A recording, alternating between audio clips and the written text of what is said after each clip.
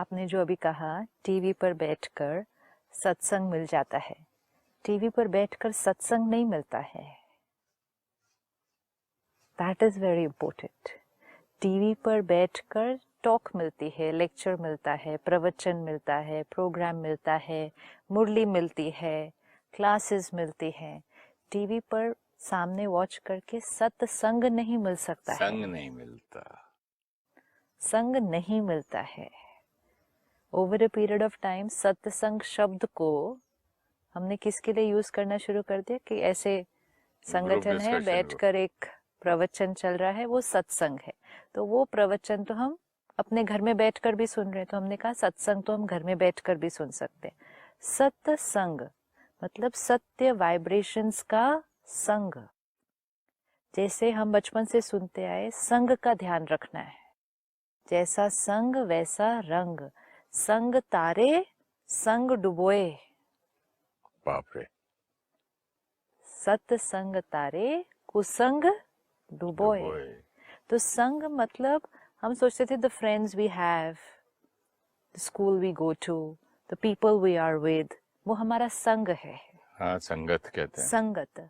लेकिन जब हम उसको वाइब्रेशंस के लेवल पर समझ में आता है कि संग मतलब सिर्फ वो नहीं जिन लोगों के साथ हम बैठे हैं, रहते हैं, लेकिन संग मतलब किस वाइब्रेशन के हम संग में हैं, किन वाइब्रेशंस के हम संग में हैं। तो वाइब्रेशंस के संग मतलब एक एक इंसान जिसके साथ उठते बैठते हो उसके वाइब्रेशंस। संग जिस वायुमंडल में हम हैं उस वाइब्रेशन के संग में हम हैं। अगर आप, जैसे आपने पिछली बार कहा, आप मंदिर भी गए, अकेले गए हैं, लेकिन संग आपको कौन सा मिलेगा वहां जाके? उस मंदिर के वाइब्रेशंस का आपको संग मिलेगा। जो जो भगवान को याद करने आया है, जो जो प्योर पीसफुल थॉट्स लेकर वहां आया है, उस मंदिर के अंदर आरती हुई, भजन हुई, पूजा हुई, तो उस मंदिर में वाइब्रेशन कौन सी है? जैसे ही आप उस मंदिर में गए, आपको वो वाइब्रेशन का संग मिल जाता है, even if you are alone. तो संग is not about always being physically with people, कि जिनके साथ हम रह रहे हैं, उठ रहे हैं, बैठ रहे हैं, घूम रहे हैं। संग मतलब वाइब्रेशंस। इसलिए हमें बहुत ध्यान रखना चाहिए कि हम कहाँ कहाँ जाते हैं। हम सिर्फ जा नहीं रहे, हम वहाँ की वाइब्रेशन को भी अपना बना रहे हैं, और जब तक हम वहाँ जाकर वापस आएंगे वो वाइब्रेशन हमारे ऊपर असर डालेंगे। क्योंकि सिस्टर ये लगता है कि बात जब हम कर रहे हैं तो कोई पुराने ओल्ड पीपल रिटायर्ड मंदिर में बैठ के ताली बजा रहे हैं या कोई सत्संग में, ऐसी बात नहीं है। जो आपने एक सुंदर लाइन लास्ट टाइम हमने पढ़ी थी कि this is physics not philosophy, this is not philosophy but physics, it's science. Frequency है। अगर आप एक हाई फ्रीक्वेंसी के पास जाकर बैठेंगे तो आपकी फ्रीक्वेंसी भी क्या हो जाएगी? हायर हो जाएगी। आप एक लो फ्रीक्वेंसी के पास जाकर बैठेंगे तो आपकी फ्रीक्वेंसी भी क्या हो जाएगी? लोअर हो जाएगी। ये तो होगा ही।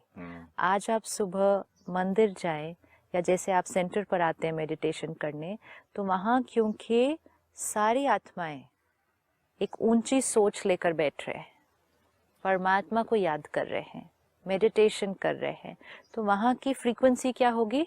हायर फ्रीक्वेंसी होगी। तो आपकी भी फ्रीक्वेंसी रेज हो जाएगी।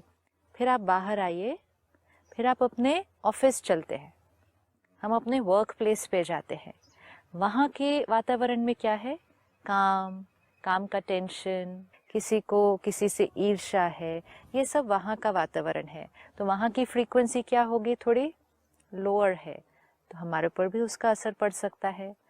फिर हम शाम को मार्केट गए, मॉल में गए, शॉपिंग मॉल में, वहाँ एक अलग एनर्जी है, वो फ्रीक्वेंसी का असर भी हम पर पड़ सकता है। फिर कुछ लोग रात को और नाइट लाइफ ऐसी जगहों पर जा रहे हैं जहाँ तो पता नहीं कैसे कैसे काम हो रहे हैं। जब हम ऐसे स्थानों पर भी जाते हैं, इवन अगर हम उन काम का हिस्सा नहीं है, हम कोई गलत काम नहीं कर रहे हैं, लेकिन हम ऐसे स्थान पर जा रहे हैं जहां बहुत गलत काम हो रहे हैं, जिसकी फ्रीक्वेंसी बहुत बहुत लो है, तो जब हम लो फ्रीक्वेंसी के जगह पर जाकर आधा पौना 1 घंटा बैठेंगे भी तो उसका असर हम पर हो जाएगा।